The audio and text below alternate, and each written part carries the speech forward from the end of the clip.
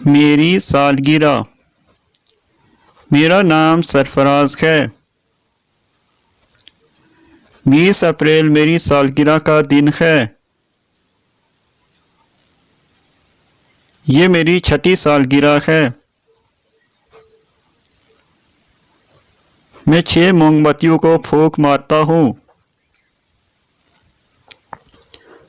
मैं केक काटता हूँ। मेरे दोस्त और मेहमान मुझे हैप्पी बर्थडे कहते हैं।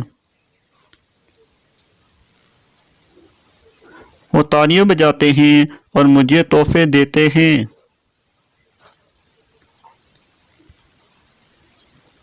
फिर वो केक खाते हैं।